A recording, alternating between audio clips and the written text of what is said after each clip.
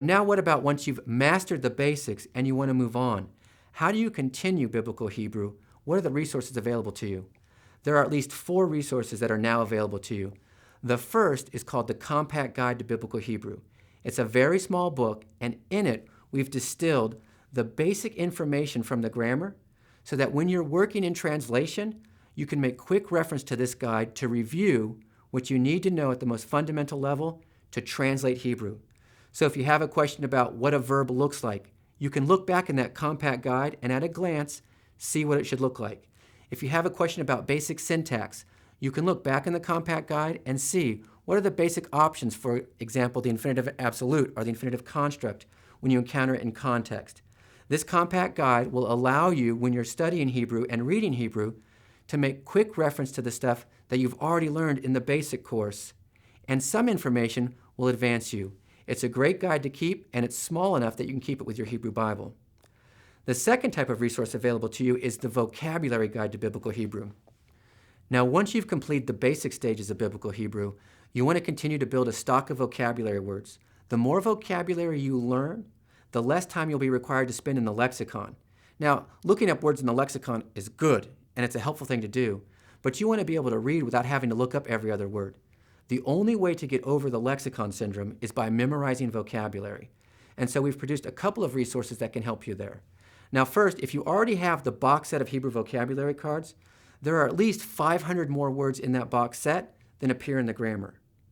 But in addition to the box set of vocabulary cards, we have the Vocabulary Guide to Biblical Hebrew. That vocabulary guide lists every Hebrew word that occurs 10 times or more in the Hebrew Bible. There's over 1,900 of them. We've also arranged many of those words in different lists for you. Here are some of the verbs, here are some of the nouns, the adjectives, the prepositions. We've even listed most of the words by root.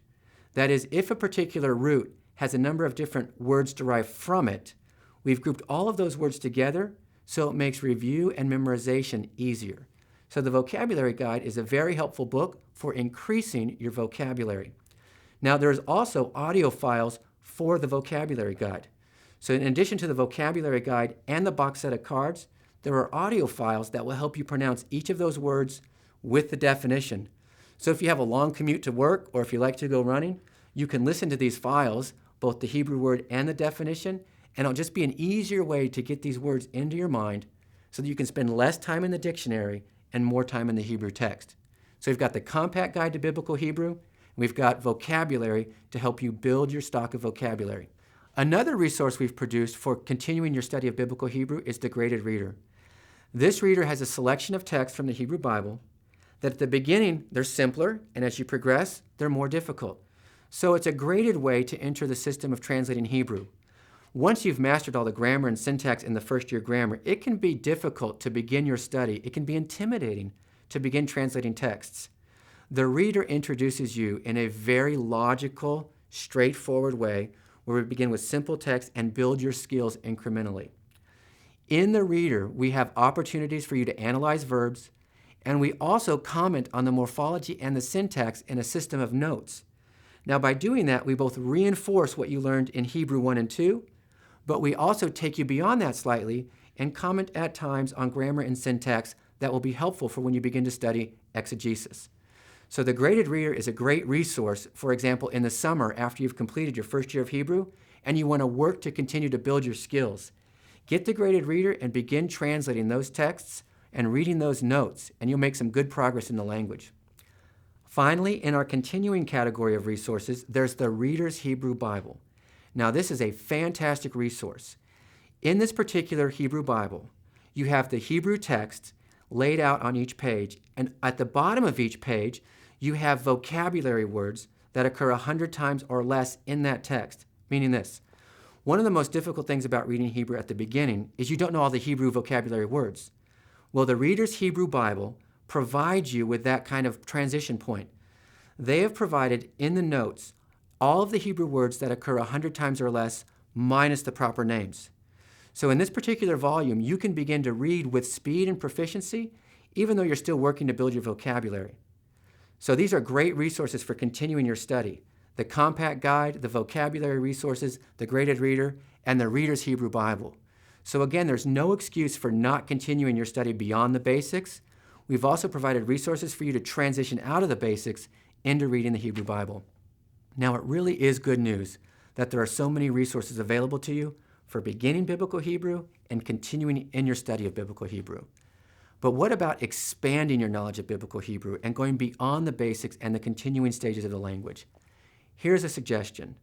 One of the best ways to increase your understanding of Biblical Hebrew is to learn other languages that are related to Biblical Hebrew.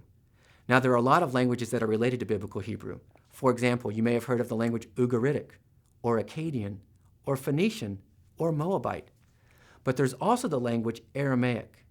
Now, in the Hebrew Bible that we know as the Old Testament, there's not only Hebrew, but 269 verses appear in Aramaic, or what we know as Biblical Aramaic. Now, we also have the resource Basics of Biblical Aramaic. And in Basics of Biblical Aramaic, we provide both the grammar, the lexicon, and the annotated text for the Aramaic portions of the Hebrew Bible. And so here is a way to learn a sister language of Hebrew. Now, the more relatives you become familiar with in the Semitic language category, the better your knowledge of Hebrew will be. So by learning Aramaic, not only do you get access to the other 269 verses that previously you couldn't read, having studied Hebrew, but it actually is one of the best ways to improve your understanding of Hebrew. In fact, this is the method I use, or the rationale I use, for convincing my students that it's important to study Aramaic before they leave seminary.